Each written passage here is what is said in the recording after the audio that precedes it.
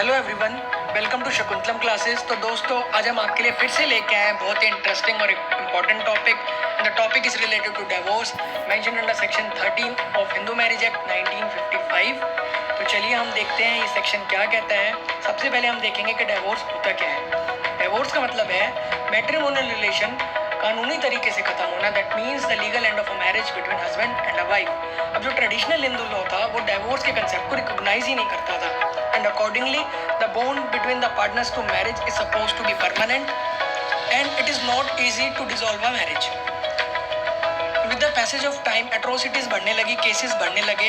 Public interest को protect करने के लिए और मोरल्स को प्रोटेक्ट करने के लिए ये जरूरी हो गया कि डिवोर्स के कंसेप्ट को इंट्रोड्यूस किया जाए। And most importantly, the parties has to prove with the help of evidence that they can no longer reside together, and residing together is harmful to their health both physically as well as mentally.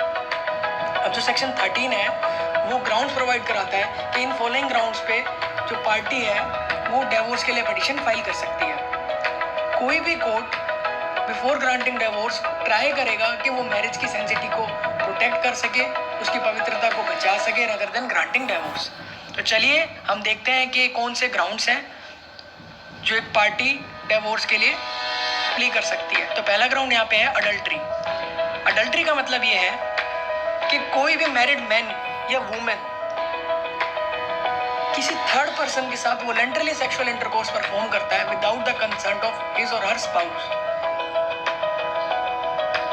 As per section 13 1 sub clause 1, when either of the spouse has after the solemnization of marriage had voluntarily sexual intercourse with any person other than his or her spouse।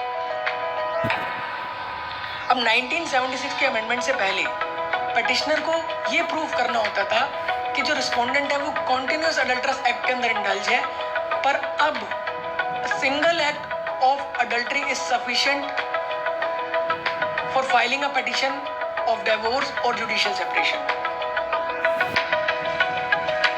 Adultery जो है वो punishable नहीं है as a crime. ये Joseph Shine versus union of India में supreme court का judgement था, but ये as a ground of divorce जो है प्ली किया जा सकता है।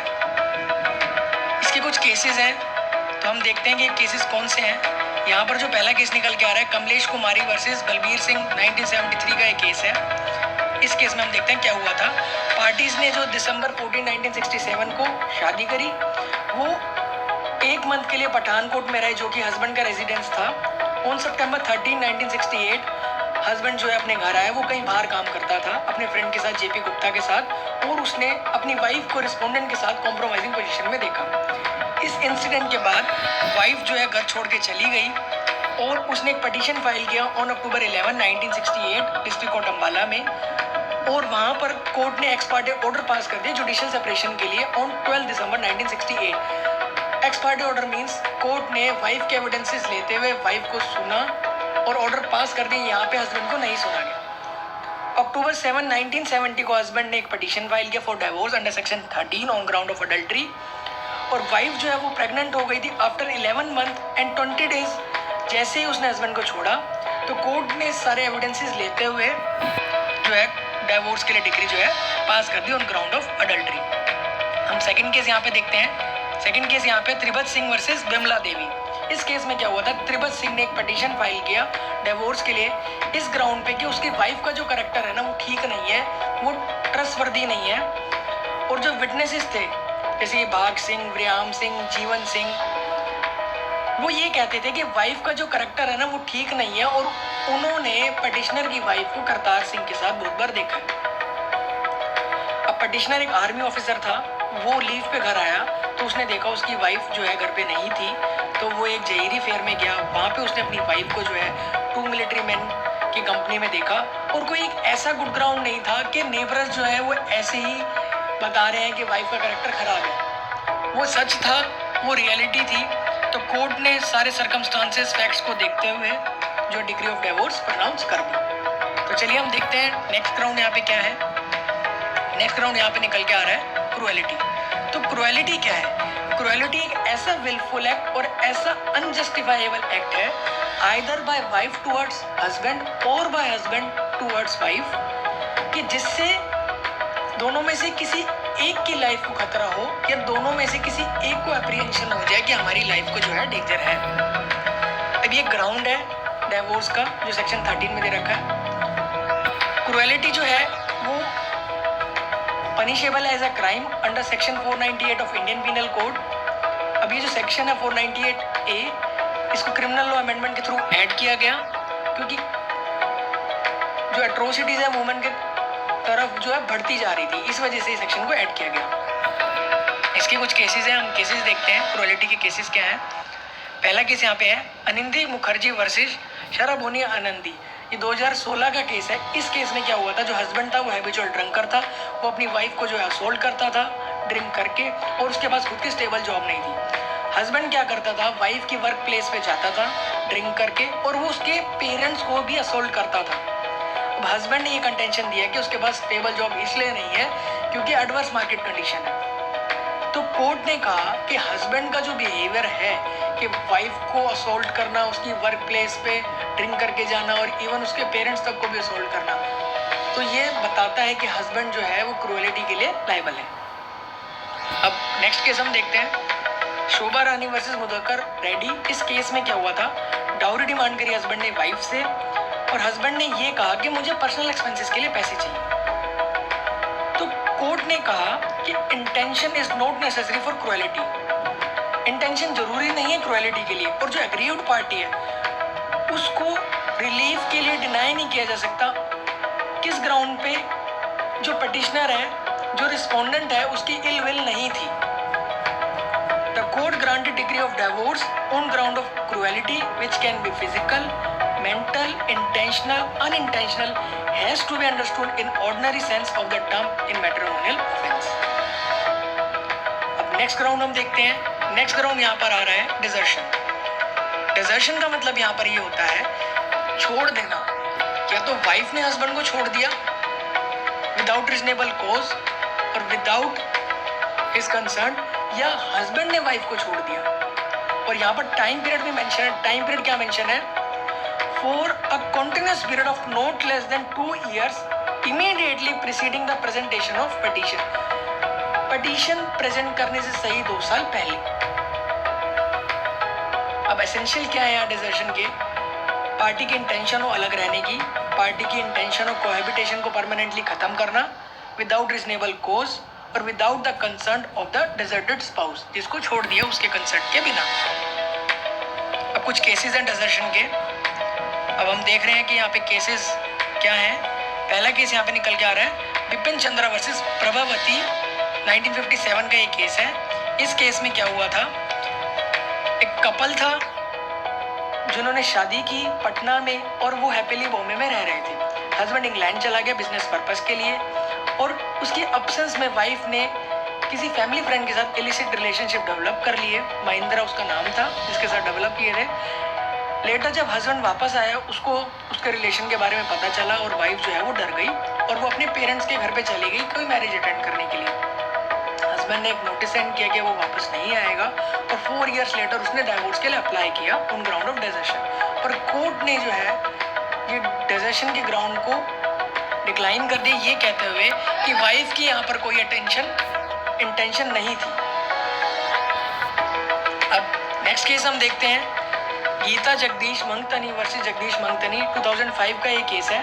अब इस केस में क्या हुआ था, इस केस में जो है वाइफ ने हस्बैंड को छोड़ दिया था क्योंकि उसकी इनकम जो है वो सफिशिएंट नहीं थी, और उसको ये बात शादी से पहले भी पता था कि उसकी इनकम जो है वो कम है। आफ्टर मैरिज वो कोई डिफरेंट लाइफस्टाइल चाहती थी, पर उसकी इनकम सफिशिएंट होने के कारण वो उसकी डिमांड्स जो है पूरी नहीं कर पा रहा था। तो हस्बैंड ने एक पिटीशन फाइल किया डिवोर्स के लिए ऑन ग्राउंड ऑफ डिजर्शन, और कोर्ट ने जो है डिक्री पास कर दी हस्बैंड के फेवर। अब नेक्स्ट ग्राउंड यहाँ पे जो आ रहा है वो है कन्वर्जन। कन्वर्जन का मतलब यहाँ पे ये है कि एक मैरिड हिंदू या तो वाइफ या हस्बैंड दोनों में से अपने जो रिलीजन है वो कन्वर्ट कर ले, किसी भी रिलीजन में वो कन्वर्ट हो जाए, या तो उसको दूसरी शादी करने के लिए वो कन्वर्ट हो, या फिर वो एक से ज़्यादा वाइफ करने के लिए वो कन्वर्ट हो, कोई भी रीज़न हो सकता है। तो हम देखते हैं as per section 13 close 1 sub close 2 of Hindu Marriage Act 1955, if either of the spouse has ceased to be a Hindu by conversion to another religion, provides a ground for divorce. If one of the spouse converts his religion to any other religion without the consent of the other spouse, then such other spouse can approach court and seek remedy of divorce on ground of conversion. अब एक illustration में यहाँ पे देखते हैं, एक wife थी B और हस्बैंड था ए, उनके 2 चिल्ड्रन थे। ए जो है एक दिन चर्च में गया और उसने अपने आप को क्रिश्चियनिटी में कन्वर्ट कर लिया without the consent of B. अब बी जो है यहाँ पर कोर्ट जा सकती है और डिवोर्स के लिए जो है अप्लाई कर सकती है। अब कुछ केसेस हैं कन्वर्जन के, हम केसेस देखते हैं। पहला केस यहाँ पर निकल के आ रहा है, Shrimati Sarla Mudgal versus union of India 1995 का ये केस है। इस केस में क्या हुआ था, एक हिंदू था जितेंद्र प्रसाद, उसने मीना के साथ शादी करी, हिंदू वुमेन के साथ, पर कुछ टाइम बाद उसने एक दूसरी शादी कर ली फातिमा के साथ, अपना रिलीजन कन्वर्ट करके इस्लाम में। मीना ने एक एनजीओ के साथ मिलकर एक पिटीशन फाइल किया डिवोर्स के लिए on ground of conversion and bigamy. जो कोर्ट है उसने डिग्री पास कर दी सर्कमस्टांसेस और फैक्ट्स को देखते हुए, एविडेंसेस को देखते हुए डिवोर्स के लिए, और हस्बैंड को लायबल ठहरा दिया for bigamy under section 494 of IPC.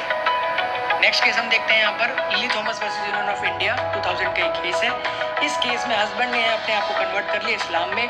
उसका सोल पर्पस कन्वर्जन का था कि वो बिना डिवोर्स दिए अपनी प्रीवियस वाइफ को दूसरी शादी कर ले। हस्बैंड ने अप्लाई किया कि अब वो इस्लाम में कन्वर्ट हो चुका है और वो अप टू 4 वाइफ्स अब अपने साथ रख सकता है। कोर्ट ने उसकी कंटेंशन को रिजेक्ट कर दिया और ये कहा अगर कोई पर्सन, कोई हिंदू पर्सन अगर सेकंड मैरिज करता है और उसकी फर्स्ट वाइफ जो है वो अलाइव है, तो सेकंड मैरिज के लिए वो लायबल होगा बाइगेमी के लिए।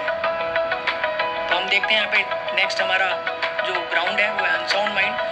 अनसाउंड माइंड का मतलब यहाँ पे है मेंटल स्टेट जो पर्सन की है वो ठीक नहीं होना, मेंटल जो उसका बैलेंस है वो ठीक नहीं होना। तो यहाँ पे हम देखते हैं कि क्या है,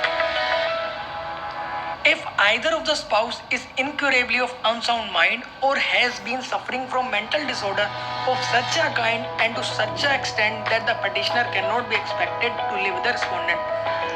इसका मतलब ये है कि जो मेंटल डिसऑर्डर है वो इनक्यूरेबल है, वो ठीक नहीं हो सकता, और वो उस हद तक का मेंटल डिसऑर्डर है कि पेटिशनर के लिए रिस्पोंडेंट के साथ रहना मुश्किल है। लेट्स सपोज वाइफ और हस्बैंड है, वाइफ जो है मेंटली ठीक नहीं है और वो इनक्यूरेबल है, उसका मेंटल डिसऑर्डर ठीक नहीं हो सकता, और हस्बैंड का अब जो है वाइफ के साथ रहना मुश्किल है। यहाँ पे केस है एक राम नारायण गुप्ता वर्सेस रामेश्वरी गुप्ता। अब इस केस में कोर्ट ने कहा जो मेंटल अबनॉर्मलिटीज हैं सारी टाइप की, उनको हम as a ground of divorce नहीं मानेंगे। अगर वो क्यूरेबल है तो उसको हम as a ground of divorce plead नहीं कर सकते। अब नेक्स्ट केस यहाँ पे आ रहा है आर लक्ष्मी नारायण वर्सेस संथी। इस केस में क्या हुआ था, हस्बैंड ने एक डिवोर्स के लिए पिटीशन फाइल किया क्योंकि वाइफ ने उसको इंटरकोर्स के लिए मना कर दिया था on ground of being drowsy. Drowsy का मतलब यहाँ पे है कि थकावट होना या मन नहीं होना। वो हस्बैंड को बाद में पता चला कि वाइफ जो है सफर करे एक डिसीज से सिंस चाइल्डहुड, और कोर्ट ने डिवोर्स ग्रांट करने से मना कर दिया by stating that merely scratching head or laughing in an irritating manner or depression does not make a sufficient ground of divorce। मतलब कि खाली ऐसे सिर खुजाना या इरिटेटिंग मैनर में हंसना ये प्रूव नहीं कर देता कि जो वाइफ है वो मेंटली किसी डिसीज से सफर कर रही है। अब हम यहाँ पे केस और है कोलम पदम लता वर्सेस कोलम चंद्रशेखर। इस केस में क्या हुआ था, हस्बैंड ने डिवोर्स के लिए पिटीशन फाइल किया ऑन ग्राउंड कि वाइफ जो स्क्रिजोफेनिया से सफ़र कर रही है जो कि एक मेंटल डिसऑर्डर ही है। कोर्ट ने हेल्प किया एविडेंस के थ्रू कि स्क्रिजोफेनिया क्यूरेबल नेचर का है, तो डिवोर्स उसको ग्रांट करने से मना कर दिया। जो स्क्रिजोफेनिया जो मेंटल डिसऑर्डर है वो ठीक हो सकता है, तो उसको डिवोर्स देने से मना कर दिया। यहाँ पे अब जो नेक्स्ट हमारा ग्राउंड आ रहा है वो आ रहा है लेप्रोसी।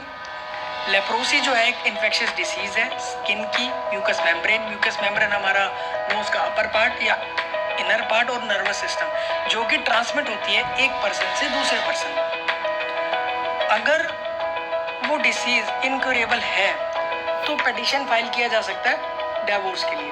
अब यहाँ पर केस है एक सुराजया लक्ष्मी वर्सेस जीजी पद्मा राव। इस केस में क्या हुआ था, हस्बैंड ने फाइल किया petition for granting divorce on ground of leprosy. उसने ये क्लेम किया कि उसकी वाइफ जो है वो एक इनक्यूरेबल लेप्रोसी से सफ़र कर रही है एक्सपोर्ट्स की रिपोर्ट के साथ, और कोर्ट ने जो है एविडेंसेस देख के फैक्ट सर्कमस्टांसेस को कंसिडर करके जो डिवोर्स ग्रांट कर दिया। अब अब जो पर्सनल लॉ अमेंडमेंट एक्ट है 2019, उसने लेप्रोसी को as a ground of divorce omit कर दिया। मतलब अब कोई भी पार्टी लेप्रोसी को as a ground of divorce plea नहीं कर सकती। नेक्स्ट राउंड यहाँ पे है वेनरल डिसीज। वेनरल डिसीज एक ऐसी डिसीज जो कि सेक्सुअली ट्रांसमिट होती है, जैसे कि ads. If one of the spouse is suffering from a serious disease that is easily communicable, then a petition for divorce can be filed on such ground by other divorce. The act permit divorce if petitioner proves the existence of disease for 3 years prior to the filing of suit. अगर petitioner ये prove कर देता है कि petition file करने से 3 साल पहले तक भी रिस्पोंडेंट है वो कोई ऐसी डिसीज से सफ़र कर रहा है, किसी ऐसी वेनरल डिसीज से सफ़र कर रहा है जो कि इनक्यूरेबल है, तो कोर्ट जो है उसकी प्ली को कंसिडर करेगा। अब यहाँ पे केस आ रहा है Ravi Kumar versus Malarvizhi. Madurai division bench of Madras high court जो था उसने एड्स को वेनरल डिसीज की डेफिनेशन में इंक्लूड किया। मतलब अगर किसी को एड्स है तो वो वेनरल डिसीज माना जाएगा। अब सेक्शन 269 और 270 of Indian penal code punishment provide करता है। अगर कोई पर्सन नेग्लिजेंटली और नोइंगली कोई ऐसी डिसीज जैसे कि एड्स ट्रांसफर कर देता है और किसी अदर पर्सन को हो जाती है तो वो लायबल है imprisonment of either description for a term which में एक्सटेंड टू 6 months और विद फाइन और बोथ। अब नेक्स्ट राउंड हम यहाँ पे देखते हैं। नेक्स्ट राउंड यहाँ पे रिनंशिएशन। रिनंशिएशन का मतलब यहाँ पे है कि संसार को त्याग देना और किसी रिलीजियस ऑर्डर में आ जाना, साधु संत बन जाना। A decree of divorce may be obtained by spouse on petition. अब क्या कंडीशन होनी चाहिए डिसर्शन की? वो है कि एक तो रिस्पोंडेंट ने जो है वर्ल्डली अफेयर्स को रिनाउंस कर दिया, सब कुछ खत्म कर दिया, छोड़ दिया हो और किसी रिलीजियस ऑर्डर में एंटर हो गया हो जो कि रिकॉग्नाइज्ड बाय हिंदू रिलीजन है। अब जो लास्ट यहाँ पे ग्राउंड है सेक्शन 13 सबसेक्शन 1 का प्रिजम्पशन ऑफ डेथ। अगर हस्बैंड या वाइफ कोई भी 7 साल तक लापता है तो जो अदर पार्टी है, जो अग्रीव्ड पार्टी है, वो पिटीशन फॉर डिवोर्स फाइल कर सकती है। जैसे कि एक एग्जांपल है, ए was missing from last 7 years and his wife does not get any news of him of being alive और dead. Here B can approach to the court for the decree of divorce. अब A missing था 7 साल तक, उसकी wife को पता ही नहीं था। अब A जो है, B जो है दूसरी शादी करना चाहती है, तो दूसरी शादी करने के लिए वो जो है पहले डिवोर्स की डिक्री के लिए अप्लाई करेगी कोर्ट में और उसके डिक्री मिलने के बाद ही वो दूसरी शादी जो है वो कर सकती है। अब एक केस है निर्मो वर्सेस निकाराम 1968 का केस है। इस केस में क्या हुआ था, if a person presumes the death of his or her spouse and marries another person without getting a decree of divorce, then if the spouse return after some time, then the validity of second marriage can be questioned by him or her. अगर कोई एक spouse missing है और दूसरा spouse अगर शादी करना चाहता है और वो कर लेता है बिना डिक्री ऑफ डिवोर्स के और कुछ टाइम बाद जो स्पाउस मिसिंग है वो वापस आ जाता है, तो जो सेकंड मैरिज है वो स्पाउस उसको चैलेंज कर सकता है।